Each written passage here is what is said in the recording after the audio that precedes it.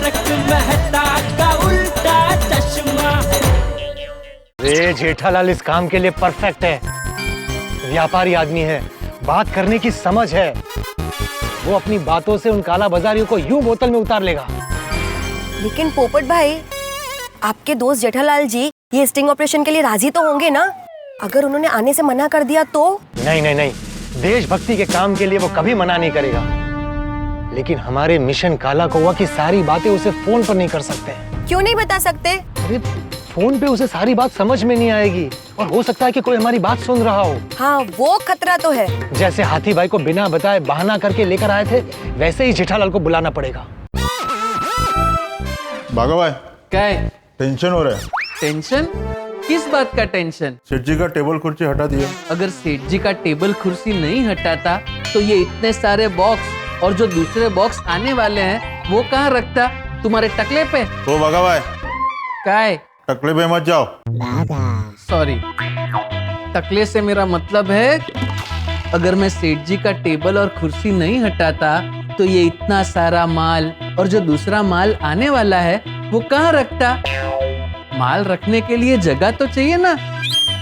इसलिए हमने टेबल और सेठ जी जिस पे बैठते हैं वो कुर्सी दोनों हटा दिए, समझे? अरे इतने सारे बॉक्स यहाँ किसने रख दिए?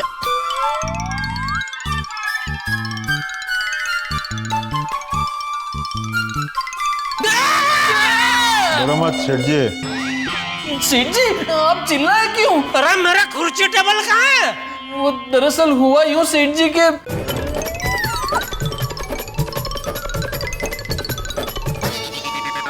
ओह, अच्छा, मतलब कंपनी ने इतना सारा माल भेज दिया? वो तो आपने जितने माल का ऑर्डर दिया उतना माल तो कंपनी भेजेगी ना। अरे मैंने ऑर्डर नहीं दिया है भाई। आपने ऑर्डर नहीं दिया? अगर आपने ऑर्डर नहीं दिया, मैंने ऑर्डर नहीं दिया, तो फिर ये इतने माल का ऑर्डर दिया किसने? बापूजी। अरे बापूजी क्यों ऑर्डर देंगे भाई? बापूजी सिर्फ मुझे ऑर्डर देते हैं। तो फिर ये इतने माल का ऑर्डर किसी ने ऑर्डर नहीं दिया है भाई, ये कंपनी ने अपने आप सामने से भेजा है माल। क्यों? क्या है, कोरोना काल की वजह से कंपनी के सारे गोडाउन माल से छलक गए, तो सब व्यापारियों को लोग रिक्वेस्ट कर करके बोल रहे हैं कि भाई थोड़ा थोड़ा माल अब अपने गोडाउन में रखो। पेमेंट की अभी कोई जल्दी नहीं है, जब भी माल बिके तभी पेमेंट देना। क्या सेठ जी, आप भी कोरोना काल की वजह से दुकान में एक भी कस्टमर आ नहीं रहा, सब ऑनलाइन शॉपिंग कर रहे हैं। पुराना माल बिका नहीं, ऊपर से नया माल आ गया।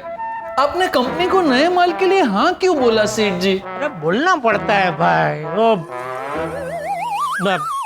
रिलेशनशिप जैसा कुछ होता है कि नहीं? सेठ जी रिलेशनशिप बोलना चाहते थे। अच्छा, मतलब तुझे ये रिलेशनशिप? हाँ, इसका मतलब पता है? नहीं मालूम। तो खड़ा खड़ा मुंडी क्या हिला रहा है? जा दुकान में जा। अरे बाघा को क्या देख रहा है? वो मुझे इसलिए देख रहा है क्योंकि वो कहना चाहता है कि दुकान जाकर वो करे क्या, क्योंकि दुकान में ना ही कोई कस्टमर आता है ना ही कारीगर। कारीगर? हाँ, पता नहीं सेठ जी ये दुकान की रिपेयरिंग का काम कब खत्म होगा। मैंने उस कॉन्ट्रैक्टर को फोन किया तो उसने बोला कोरोना की वजह से सारे कारीगर अपने गांव चले गए हैं। सेठ जी, अगर ये दुकान के कारीगर लोग वापस ना आए तो दुकान की रिपेयरिंग का सारा काम मैं कर लूं? अरे भाई, जिसका काम उसी को साझे, अपना जो काम है वो करना भाई। मैं तो करना चाहता ही हूँ, लेकिन दुकान में कस्टमर आए तो कभी कभी तो सोचता हूँ कि हमारी गड्ढा इलेक्ट्रॉनिक्स की जगह गड्ढा मिठाई की दुकान होती तो कितना अच्छा होता। कस्टमर आए या ना आए, काम तो होता। क्या क्या काम होता? मक्खी उड़ाने का। अच्छा, ठीक है, फिर चल मिठाई की दुकान खोल लेते हैं। तू लड्डू, जलेबी, मोहनथाल सब बनाना सीख जा। चल। सच्ची? क्या सच्ची? सेठ जी मजाक कर रहे। सेठ जी, आप भले मजाक कर रहे हो, लेकिन अभी मुझे आपको सीरियसली एक सीरियस बात बोलनी है। अच्छा, बोल।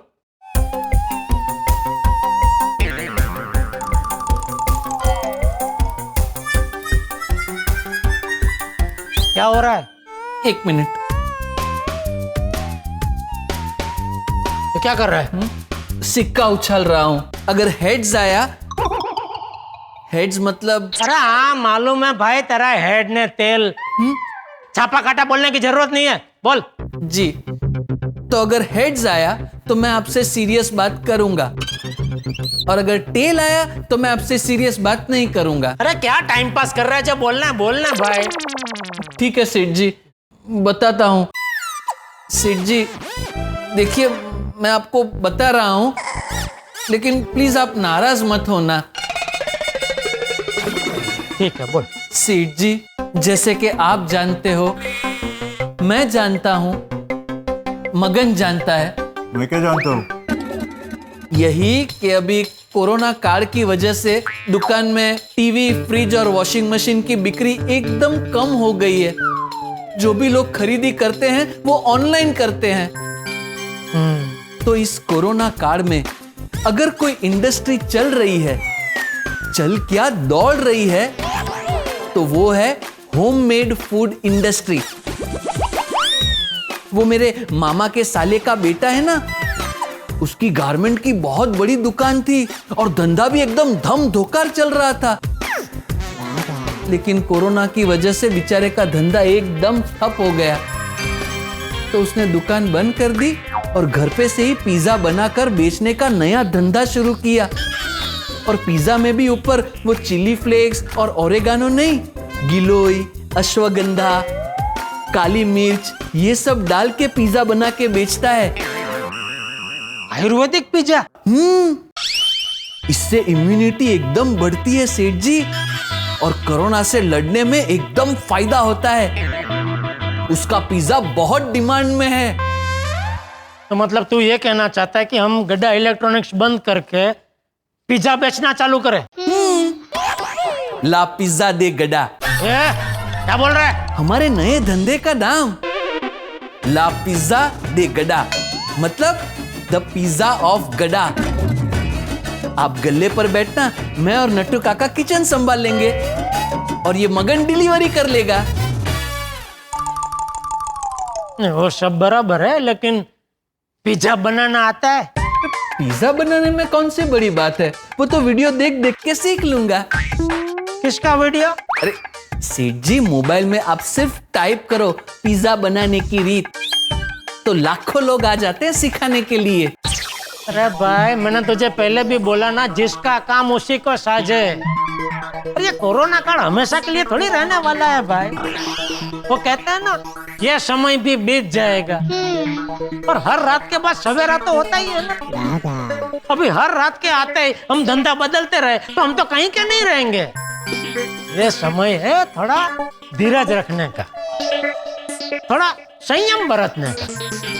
ठीक है सेठ जी, वो जो मेरे मामा के साले का बेटा है, उसका पिज्जा का धंधा एकदम जोरदार चल रहा है, और उसे 2 डिलीवरी बॉय की जरूरत है। तो मैं और मगन वहां चले जाएं? मतलब तुम दोनों गड्ढा इलेक्ट्रॉनिक्स छोड़ के जाने का सोच रहे हो? हमेशा हमेशा के लिए नहीं, जब तक इस रात का सवेरा नहीं होता है तब तक। सेठ जी, हमें आपकी बहुत चिंता हो रही है। कोरोना काल की वजह से ऐसे भी धंधा एकदम मंदा हो गया है। ऊपर से इलेक्ट्रिसिटी का बिल, मेंटेनेंस, हमारा पगार। आप कब तक अपना नुकसान कर करके हमें संभालेंगे? हम अगर बाहर काम करने जाएंगे तो आपको राहत होगी। आप हमें जो पगार देते हैं वो बच जाएगा। सेठ जी, पेड़ भी छांव तब तक देता है जब तक उसे पानी और खाद मिले। आप हमारे पेड़ हो, वो भी बरगद के। अगर आपको पानी और खाद नहीं मिला तो आप सूख के नारियल का पेड़ बन जाओगे। फिर हमें छांव कैसे दोगे? बस बाघा, रुलाएगा क्या?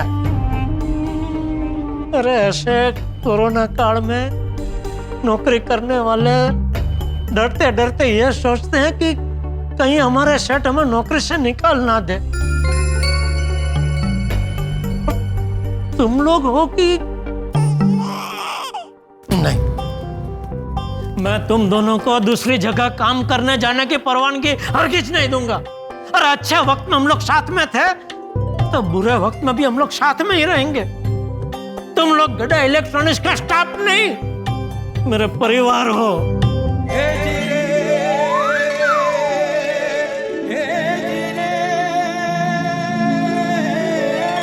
मगन जा, दुकान में जा और वो कॉन्ट्रैक्टर को फोन करके बोल के भाई अभी दुकान का काम जल्दी से जल्दी खत्म करे, बहुत हो गया भाई अभी। हाँ? जा।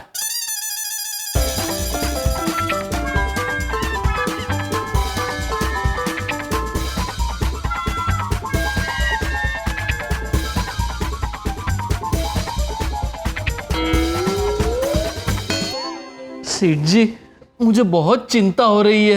ये इतना सारा माल कब बिकेगा? बिकेगा बागा, बिकेगा।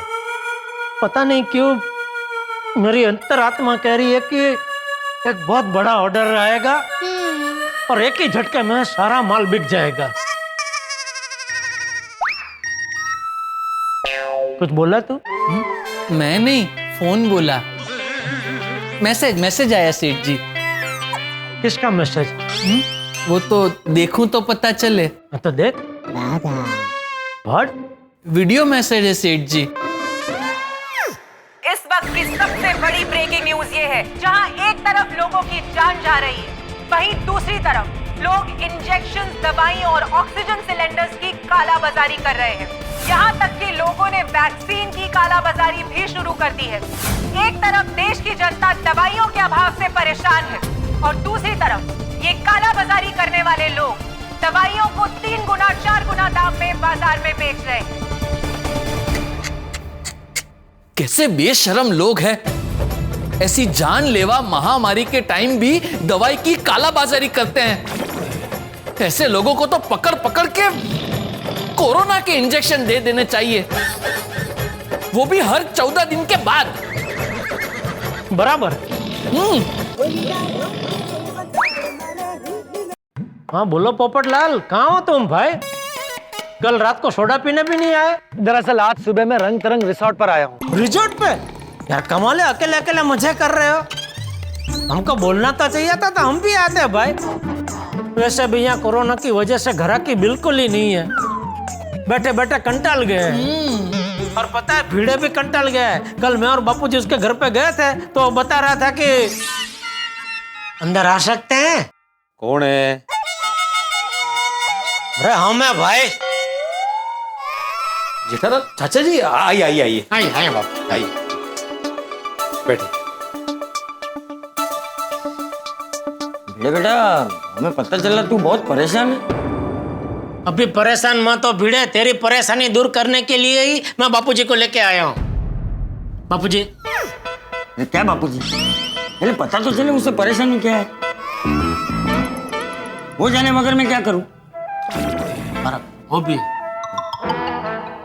हाँ बोल भिंडी मास्टर, किस बात का रोना है? कोरोना है। बापूजी भागो, भागो, भागो। अरे रुको जेठालाल, अरे चाचा जी रुको, अरे रुको, मुझे कोरोना नहीं है। वापस आओ, वापस आओ। या आओ। अरे मुझे कोरोना नहीं है भाई, आ जाओ। पक्का ना? हाँ पक्का। अरे मंजे गए। आइए बाबूजी, आइए। आओ बैठो बैठो बैठो बैठो। तू अभी क्यों बोला कोरोना है? अरे मेरा मतलब था कि कोरोना की वजह से बाहर जो हालात है उस वजह से परेशान हूँ। कोरोना की वजह से लगी हुई पाबंदियों से परेशान हो गया हूँ, सोसाइटी से परेशान हो गया हूँ। बेटा कोरोना है बराबर है, लेकिन हमारी इतनी प्यारी गोकुलधाम सोसाइटी से तू क्यों इतना परेशान है? नहीं मतलब वैसे सोसाइटी से परेशान नहीं हुआ हूँ चाचा जी, लेकिन क्या है कोरोना बढ़ गया तो सरकार की पाबंदियां भी बढ़ गई है और सरकारी नियमों के हिसाब से मुझे भी सोसाइटी में पाबंदियां लगानी पड़ रही है। अरे भिड़े बेटा, इसमें इतना परेशान होने वाली क्या बात है? अरे पहले भी ऐसा वक्त निकाला ही है ना, ये वक्त भी निकल जाएगा। वही तो चाचा जी, ये वक्त निकालने का ही तो टेंशन है। क्या टेंशन है? अरे पूरी सोसाइटी का ध्यान रखना है, कौन आता है कौन जाता है, सबको रोक भी नहीं सकते और पूरी सोसाइटी को बंद भी नहीं कर सकते। और भगवान न करे अगर ऐसे में किसी को कोरोना हो गया और केसेस बढ़ गए तो सोसाइटी सील करनी पड़ेगी। अरे भाई चुप चुप बोल, सोसाइटी सील नहीं होनी चाहिए भाई। बेटा मैं भी तो वही चाहता हूँ जेठालाल, लेकिन मैं अकेला कहाँ कहाँ ध्यान रखूंगा और वो बेचारा अब्दुल भी कहाँ कहाँ ध्यान रखेगा। सोसाइटी बंद करूँ तो प्रॉब्लम, ना करूँ तो प्रॉब्लम। जरूरी सामान वालों को आने देना है, किसी के घर पे अगर मेहमान आते तो उनको भी आने देना है, उनका रिपोर्ट चेक करना है और अगर उनके पास रिपोर्ट नहीं है तो उनके साथ मेंबर के साथ मगजमारी। एक जिम्मेदार नागरिक होने के नाते हम नियम तोड़ नहीं सकते, सोसाइटी के बाहर जा नहीं सकते। पिछला लॉकडाउन तो कैसे कैसे निकाल दिया, लेकिन इस बार भी वही घर में बैठे रहो कैदी की तरह, कहीं आना नहीं कहीं जाना नहीं। क्या करूं चाचा जी, मैं सोच सोच के परेशान हो गया हूं। देख भिड़े बेटा, मैं समझ रहा हूँ कि तेरी परेशानियां ज्यादा है, लेकिन कौन इस परेशानी से नहीं गुजर रहा है? अभी जेठिया को ही देख ले, उसकी दुकान बंद है, फिर भी बैठा है ना शांति से। नहीं बापू जी, ऊपर से ऐसा लग रहा होगा कि मैं शांति से बैठा हूँ, बाकी अंदर से तो मेरा मन नहीं जानता मैं कितना परेशान हूँ। तू शांति रखना भाई, भैया आने समझा, तू क्या तारीफ की पूरी वगड़ा बेटो, शांति रख। देख भिंडी मास्टर, तू जेठिया की बात पे ध्यान मत देना। हाँ, जेठिया और तुझ में बहुत फर्क है। मतलब बड़ी बात हो।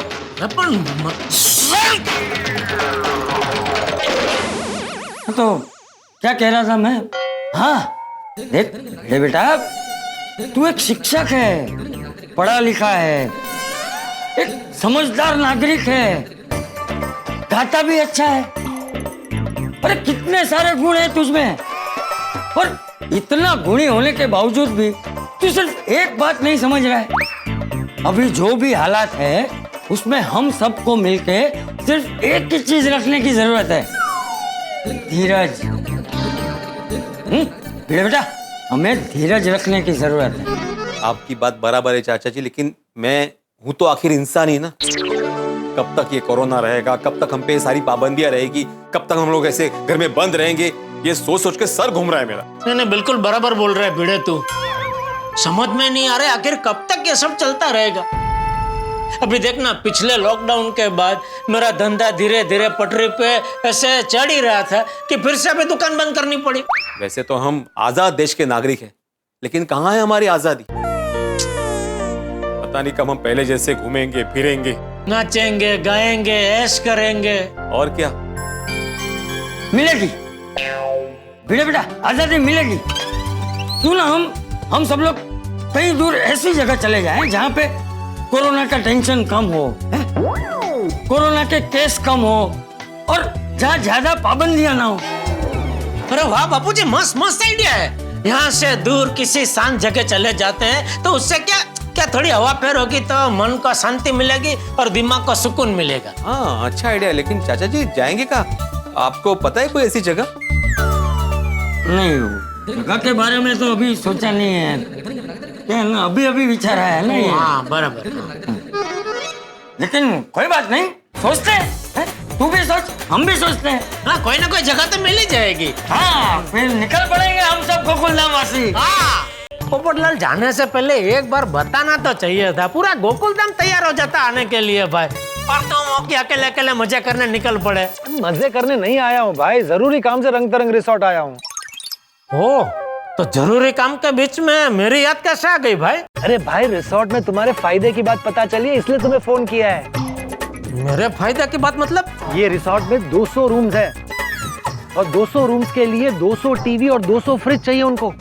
मतलब 200 टीवी और 200 फ्रिज, बहुत बड़ा ऑर्डर है। मेरी यहाँ के मैनेजर से बात हुई तो उसने कहा कि पुराने टीवी और फ्रिज बदलकर नए लगाने हैं। क्या बात कर रहे हो पोपटलाल? 200 टीवी और 200 फ्रिज? कांग्रेचुलेशन। दो मिनट। अरे ये ऑर्डर चाहिए तो तुरंत यहाँ रंग तरंग रिसोर्ट आ जाओ, वरना हो सकता है कि ऑर्डर किसी और को चला जाए। क्यों, तुमने किसी और को भी फोन किया है? अरे नहीं भाई, वो मैनेजर अपने किसी पहचान वाले को ऑर्डर देने की बात कर रहा था, मैंने उसे रोक के रखा है। मैंने उसे कहा कि पहले मेरे मित्र जेठालाल से मिल लो, अगर उसके साथ बात ना बने तो अपने पहचान वाले को बुला के ऑर्डर दे देना। अरे नहीं भाई, बात कैसे ना बने, इतना बड़ा ऑर्डर है, मैं बात बना के छोड़ूंगा। भाई वाह, जेठालाल की जिंदगी की गाड़ी को एक नई दिशा मिल गई है। भाई जेठालाल की जिंदगी की गाड़ी में मुसीबत की वजह से जो पंक्चर हो गया था, उसमें पोपटलाल ने उत्साह की हवा भर दी है। पत्रकार पोपटलाल। दोस्तों, कोरोना के इस काल में, लॉकडाउन के समय में हर छोटे बड़े व्यापारी मंदी से परेशान है। कई व्यापारी लॉकडाउन का विरोध भी कर रहे हैं, लेकिन साथ में जान भी बचानी है। और इस मुसीबत के वक्त जो दवाई की कालाबाजारी करते हैं, उन्हें पकड़ना भी बेहद जरूरी है। इसलिए पोपटलाल ने 200 टीवी और 200 फ्रिज के ऑर्डर की गाजर दिखाकर जेठालाल को खुश कर दिया है। जेठालाल खुशी से झूम उठे हैं, अपने साथ बापूजी और बाघा को भी ले जा रहे हैं। लेकिन वहां पहुंचने पर जब पता चलेगा कि ये कोई ऑर्डर नहीं है, तो क्या बिजली गिरेगी जेठालाल पर। फिर जेठालाल पोपटलाल का क्या हाल करेंगे। बस देखते रहिए तारक मेहता का उल्टा चश्मा, देखते रहिए, हंसते रहिए। ऑर्डर के लिए डायरेक्ट किसी से बात मत करना। अरे पोपटलाल क्या बोल रहे हो भाई, तुम मैं इतना नगुना नहीं हूँ कि तुमको साइड में करके डायरेक्ट डील करने पहुंच जाऊं। अरे भाई, तुमने मेरे बारे में इतना सोचा है तो मैं भी तुमको खुश कर दूंगा भाई। व्यवहार से मतलब जो भी थोड़ा बहुत कमीशन होगा वो मैं तुमको दे दूंगा। अरे नहीं भाई, मुझे कमीशन नहीं चाहिए। अरे नहीं चाहिए क्या भाई पैसा? अरे जेठालाल वो सब छोड़ो, मैं जो कह रहा हूँ वो सुनो। तुम यहाँ पर आकर सबसे पहले मुझे फोन करना, किसी से भी मत मिलना। और सबसे इम्पोर्टेंट, यहाँ आकर किसी से भी पत्रकार पोपटलाल के बारे में कुछ मत पूछना। क्यों? हेलो दोस्तों, अगर आपको तारक मेहता का उल्टा चश्मा के अपडेट्स सबसे पहले चाहिए तो जाइए हमारे YouTube चैनल पर और सब्सक्राइब कीजिए।